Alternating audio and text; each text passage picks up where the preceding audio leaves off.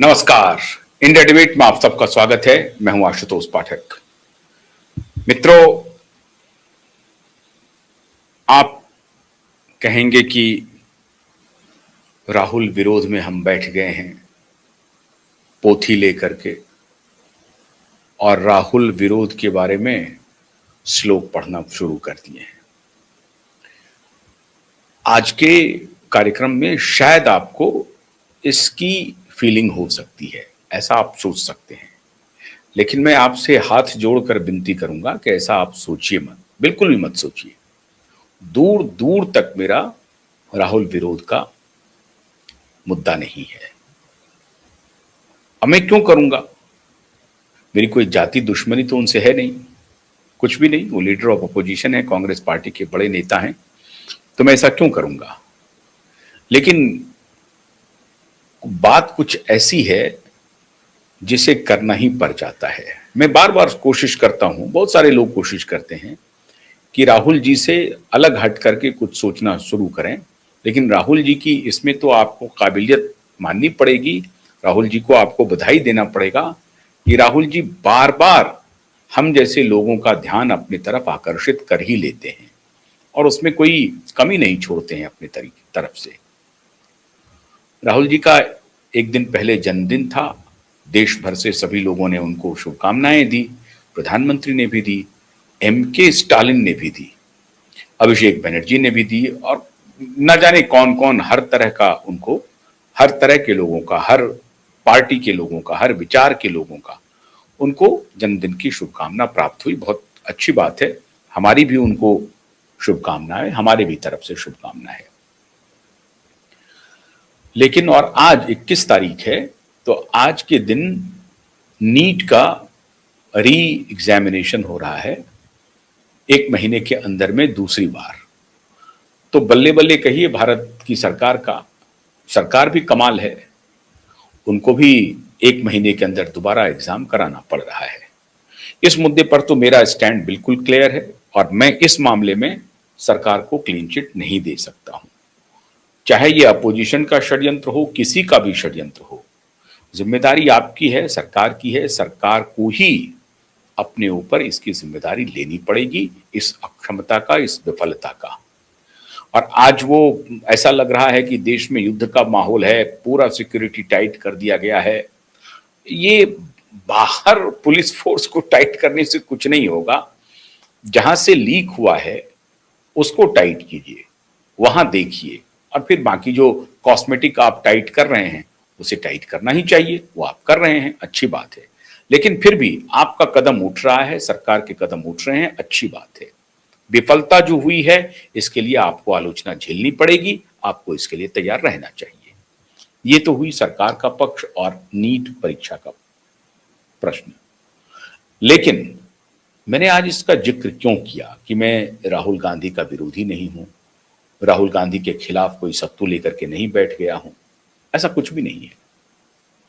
मैंने क्यों कहा कि बार बार राहुल गांधी हम जैसे लोगों का ध्यान आकर्षित करते हैं? तो कल वो राजस्थान के कोटा में थे। राजस्थान के कोटा में थे, स्टूडेंट के बीच में थे, यंग स्टूडेंट के बीच में, जेन जी के बीच में। वो सभी स्टूडेंट थे जो कि परीक्षा की तैयारी कर रहे हैं। कोई नीट की तैयारी कर रहा है, कोई इंजीनियरिंग की तैयारी, कोई जेई की तैयारी कर रहा है, कोई पब्लिक सर्विस कमीशन की तैयारी कर रहा है, स्टेट और यूनियन दोनों का, और कोई रेलवे की तैयारी कर रहा है, कोई बैंकिंग की तैयारी कर रहा है। अलग अलग विधाओं में, अलग अलग स्ट्रीम में बच्चे वहां तैयारी कर रहे हैं। कोटा पहुंच गए राहुल गांधी और राहुल गांधी बच्चों से मुखातिब थे। मेरा सवाल है राहुल गांधी जी से और कांग्रेस पार्टी से, एक तो उस कोटा में गए क्यों राहुल गांधी? कोटा को आप लेजिटिमाइज कर रहे हैं, कोटा को आप कानूनी जामा पहना रहे हैं, कोटा को आप एक प्रकार से आशीर्वाद दे रहे हैं और देते रहे हैं। राहुल गांधी ने कहा कि मैं जो यहां आया हूं यहां राजनीति नहीं करने आया हूं। No Modi, no BJP, no Congress, no politics. Kota में वो बच्चों के भविष्य की बात कर रहे थे। अब सवाल है कि राहुल गांधी ठीक नीट की परीक्षा के एक दिन पहले कोटा गए थे। लीडर ऑफ अपोजिशन के रूप में उनको जाने का पूरा अधिकार है, लेकिन जैसा कि मैंने आपको पहले कहा कि वो कोटा क्यों गए। कोटा कोचिंग इंस्टीट्यूट की फैक्ट्री है और वही असली जड़ है अपराध का। अपराध की असली भूमि पर राहुल गांधी गए थे। अपराधियों के द्वारा स्पॉन्सर्ड कार्यक्रम में बच्चों से मुखातिब होने, और अपने भाषण में राहुल गांधी ने कहा कि मैं पॉलिटिक्स नहीं करूंगा, no BJP, no Modi, no Congress, education system पर चर्चा करूंगा। और उस एजुकेशन सिस्टम में वो कह रहे थे कि बड़ा फॉल्ट लाइन है। शर्म आनी चाहिए राहुल गांधी को। एक ऐसे जगह पर गए राहुल गांधी जो फॉल्ट लाइन नहीं है, फॉल्ट लाइन की गंगोत्री है कोटा। उनके पार्टी के नेता सदन में रोते हुए उन्होंने कहा था, उनकी ही सरकार से अपील की थी, राजस्थान में शिक्षा मंत्री, पूर्व शिक्षा मंत्री रोते हुए कहा था कि कृपा करके कोचिंग संस्थानों को बंद कीजिए, हमारे बच्चों का भविष्य डूब रहा है, उसे कोई बचा नहीं सकता। भ्रष्टाचार की गंगोत्री हो रही है कोचिंग संस्थानें।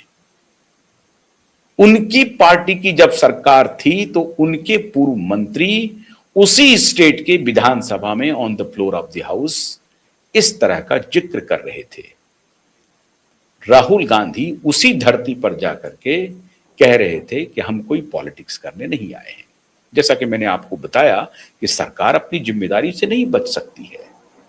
आनंद प्रधान ये नहीं कह सकते हैं, अभी जो उन्होंने नाटक किया कि इतने फोर्स कर दिया, वो कर दिया, फलना कर दिया, चिल्ला कर दिया, उससे उनकी जिम्मेदारी नहीं से मुक्त नहीं होंगे।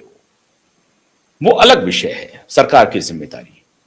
लेकिन एज ए ऑपोजिशन लीडर जिस कार्यक्रम में वो शामिल होने के लिए गए थे, हैरान हूं मैं, कौन है उनके सलाहकार। पॉप शो था वो, पॉप शो। जो कार्यक्रम के संचालक थे उनके संचालन की भाषा देखिए। वो कह रहे थे जैसे कि किसी म्यूजिकल कार्यक्रम का अनाउंसमेंट हो रहा हो, लेडीज एंड जेंटलमैन, और इस तरह से बात बोले थे, बॉयज एंड गर्ल्स, इस तरह से, प्लीज वेलकम राहुल गांधी।